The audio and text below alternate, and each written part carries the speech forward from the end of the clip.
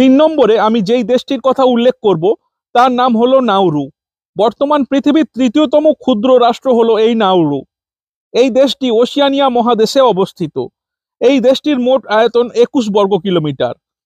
এই দেশটি একটি স্বাধীন রাষ্ট্র হওয়া সত্ত্বেও এই দেশের নিজস্ব কোনো রাজধানী নেই। এটি পৃথিবীর সবচেয়ে ক্ষুদ্রতম দ্বীপ রাষ্ট্র হিসাবে পরিচিত। এই অত্যন্ত ক্ষুদ্র দেশটিতে বর্তমানে প্রায় 13,000 মানুষ বসবাস করে। প্রাকৃতিক দিক থেকে এই দেশটি যথেষ্ট সুন্দর হওয়া সত্ত্বেও পৃথিবীর খুব কম মানুষ আছেন যারা এই দেশটিতে ভ্রমণ করতে যায়।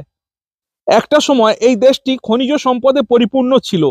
বর্তমানে এই দেশটির খনিজ সম্পদের পরিমাণ কমে গেলেও এই দেশটি তার নিজস্ব প্রাকৃতিক সম্পদে পরিপূর্ণ। এখানে উপার্জনের তেমন কোনো রাস্তা না থাকার কারণে এই দেশটিতে বেকারত্বের হার দিন দিন বেড়েই চলেছে।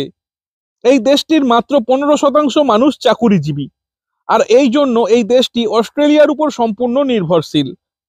এই দেশটি গ্রীষ্মকালীন সৌন্দর্য এবং সামুদ্রিক জীব বৈচিত্র্যের জন্য বিখ্যাত।